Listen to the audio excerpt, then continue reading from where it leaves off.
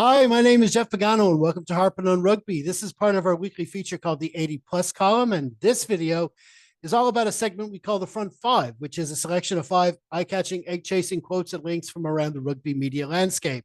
Now, this week is one of those weeks where I've got a lot going on. We post this on Wednesday, but I can have to record it on Tuesday night, so a lot of things might have happened. There might be new headlines and articles I missed on Wednesday morning, but that's just how the week goes. As you can see, I've got five headings lined up here. So let's crack on with this week's article, starting with this one from rugbypass.com, and it's by Lucy Lomax. The headline reads, Scott Beeman, I'm not surprised, but buoyed by the momentum it seems to be creating. Scott Beeman is, of course, the coach of the Irish women's rugby team. And this coming weekend, we've got the start of the Women's Six Nations. Now, this is a time of year when, obviously the men's Six Nations finished last Saturday. For the last few seasons, the women's separated on the calendar, and they had their competition in its own block as opposed to right up against the men's. I am actually 100% in favor of that, but it does present a challenge because there's a large portion of rugby fans who still think that the entire rugby season is the men's Six Nations, and then once that's over, their interest is gone. And for Irish fans, that might be a little more. It might have been gone a little sooner, the way the tournament panned out. But so, what we've got a situation is we have to keep the momentum going. We have to keep the awareness going through social media that the Six Nations, as we know it, is not over yet. There's the women still to go. They've five huge matches, and in some ways, it's bigger for them this year because it's a World Cup year. And for the Irish women, it's big because considering where they were just a few years ago to where they are now, they're beating New Zealand. They finished top three last season in the Six Nations. They qualified for the World Cup, which they didn't do for the last one. But things are, we've got the Celtic Challenge now. Which is the quality of games that the women are playing now is increasing. They're signing, some of them are signing more professional contracts. There's lots going on, and it's a big year, and it's just crucial that the fan base gets to know what's happening with the women's game. I put this right up the top because the Women's Six Nations is kicking off next weekend up at the Kingspan in Belfast. Their schedule doesn't even follow the same as the men's. We played France in our fourth round game. Ireland are hosting France in their first match. It's at the Kingspan Stadium. It's going to be a big test to see where Irish rugby is because, France is usually in the top two in the Six Nations, but now Ireland's beating New Zealand. We're beating the USA. We're getting these big results. So it's a good chance for them to show exactly where we are. So if you can't get to the Kingspan, get to watch it on the TV, whatever way you can do it.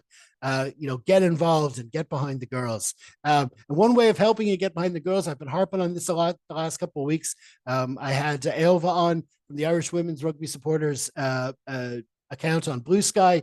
She's got a podcast now with Rugby Kino Muller. The two of them are going to run a podcast, and it's called Mudder Ruckers, the Irish Women's Rugby Podcast, or should I say the Irish Women's Rugby Podcast.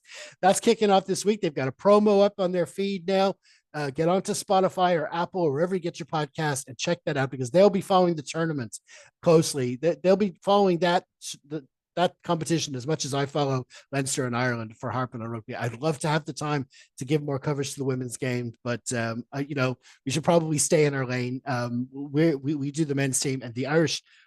This podcast, Mudder Ruckers, is going to be brilliant and going to be covering the women's. It's their own thing. It's not a Harpin project, but we're giving them our full support, full backing. Please do follow them. And Scott Beeman he's in this article, he's talking about their chances this season and the differences between now and maybe the way it was even just 2 years ago. He says, now we have a depth chart. We're talking about fourth, fifth choices of talent coming through, which hopefully with the right support will continue to thrive. So that's good.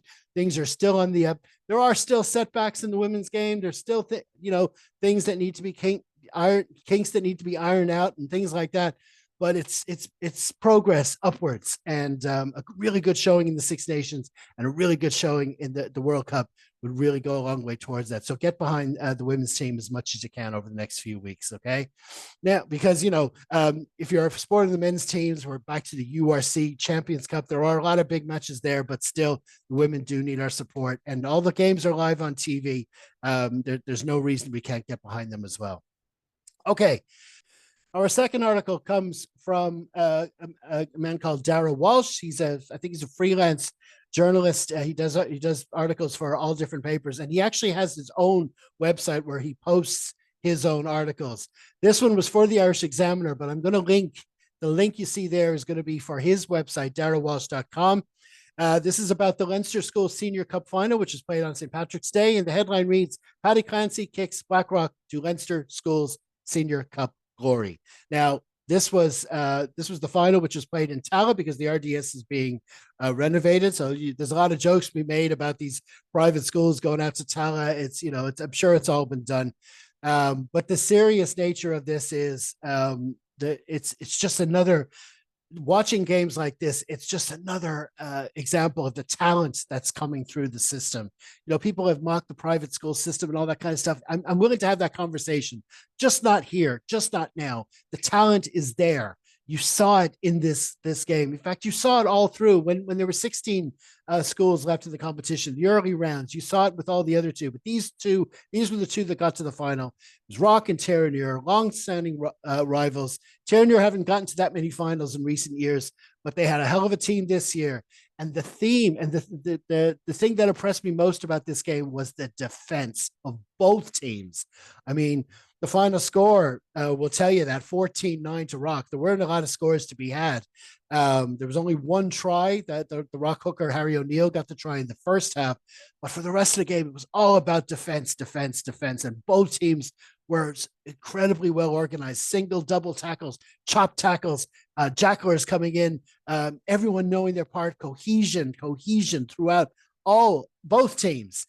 It's just Rock's defense just had that extra edge, and there was excitement right up to the end when the quote I've chosen from the article is: Rock had to withstand a series of Terenure attacks before the final whistle was blown after 4 minutes into stoppage time.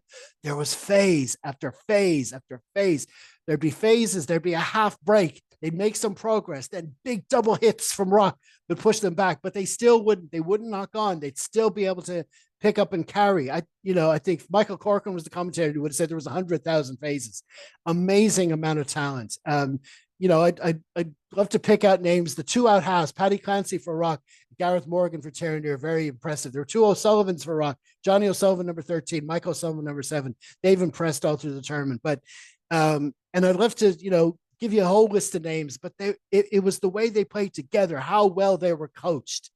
I honestly believe defensively, this is the last thing I'll say about it before I move on. This was such an impressive defensive display that I would honestly say that a senior team's defensive coach could use even just that last 4 minutes after stoppage time as a training video for his team, because everyone was so on point. The players, they all knew where to go. They all knew which, the rucks to go into, the rucks to stay out of. It was like they all knew what they all had it. They were very well coached sides. And it was just, I just love the this time of year when these schools games are on, because it just shows you what talent's coming down the road. And it's not just Leinster. There's a schools cup in Ulster. There's a schools cup in Munster and Connacht, and they're all coming through the system. So it is great to see. And congrats to Rock. It's like their 135,000th title or whatever it is. But it's not about that. It's about the level of talent they're coming through, and they're coming out of the schools ready to go into the under-20s. Now, of course, the under-20s this year were disappointing, but that can't continue with all this talent we see coming through. So I've said enough about that. Okay, that's the second article. Third article this week comes from bbc.com. There's kind of two articles in one from John Hawley, one from Jonathan Bradley. Headline reads: a scrum half Cooney to leave Ulster at the end of the season. John Cooney has done incredibly well since he went up to Ulster, especially when you consider he had to replace Ruan Pienaar. it's and the quote I've chosen: ultimately, the man who replaced Pienaar turned out to be the province's best signing since the South African World Cup winner. I mean, that is true. He really, you would assume Pienaar was such class that you would assume that the next person couldn't live up to it, but Cooney did for Ulster and then some. He was at the center of their, they're not doing great right now, but the success they've had since he was there have been largely down to him. He takes all their place kicks. He's a live wire nine. It's just that last bit getting into the Ireland squad, and I know Ulster fans they'll be furious that he's going because he's been passed over by Ireland again and again. Sounds terrible, and I don't know if I don't know if I have the words to express this opinion, but in a way, when you look at the broader picture, not personally from John Cooney's point of view, but his example is an example of how good Irish rugby is at the moment. I know that sounds weird, but we're in a situation where I'm pretty sure the powers that be know he's quality. It's just that first there was Conor Murray, then Jemison Gibson Park, Ireland under Joe Schmidt, and then Andy Farrell. They're playing a certain way, and they needed those particular players. They could afford not to pick somebody of the quality of John Cooney. That shows just how good the overall Irish talent pool is.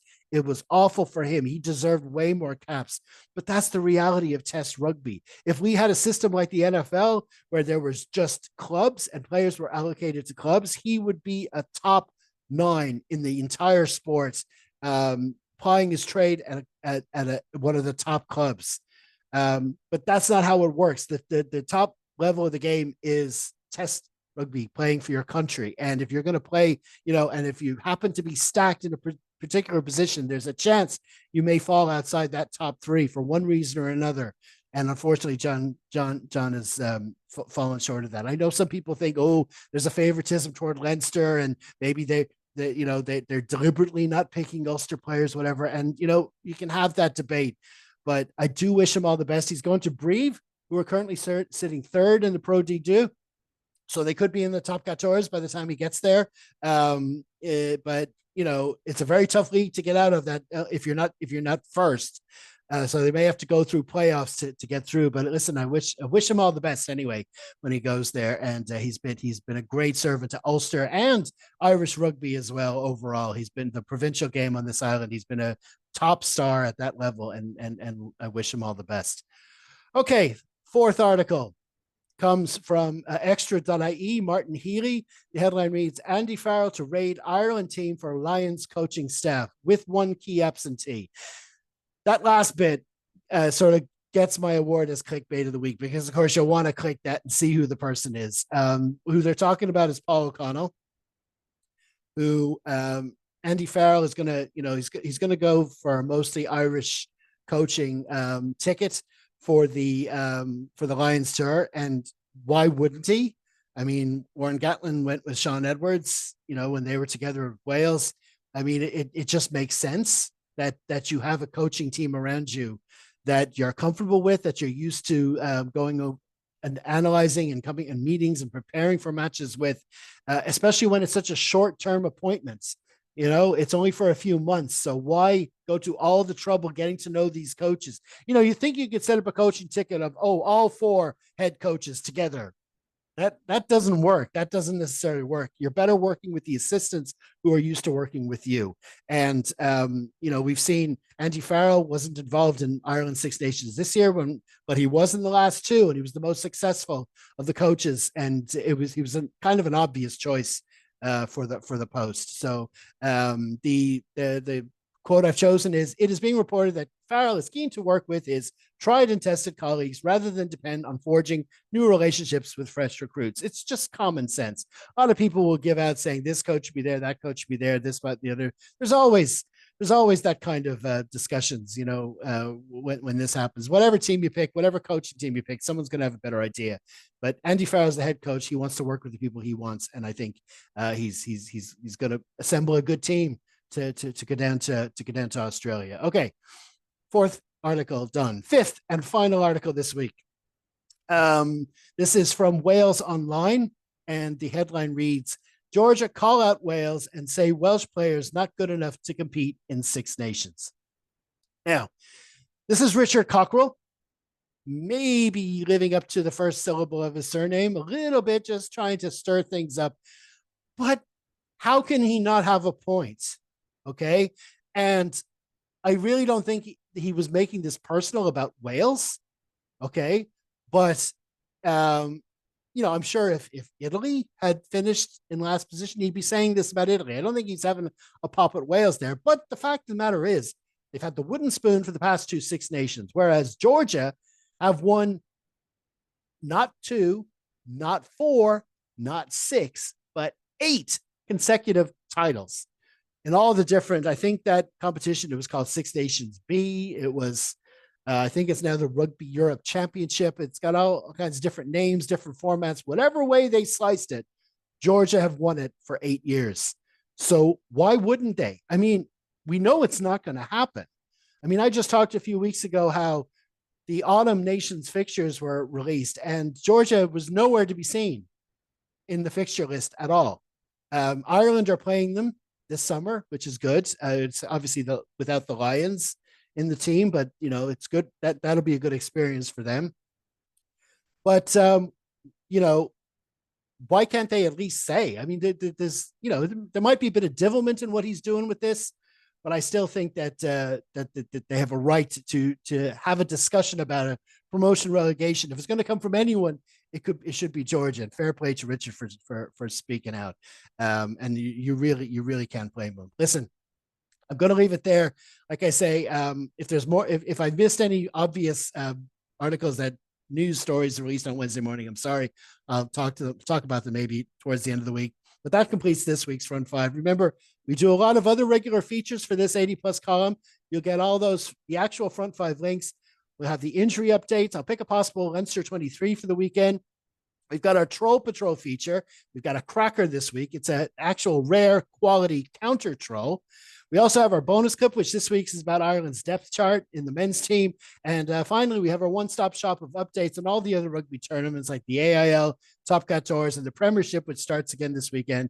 You can get it all by heading over to our website at harpinonrugby.blog. Next up here at Harpin Manor, we have our usual preview and wrap pod for Bulls v Leinster. So please be sure to subscribe to our channel as well as all other social media platforms. You can find those at linktree/harpinonrugby. Until next time, stay safe, everyone. Slán.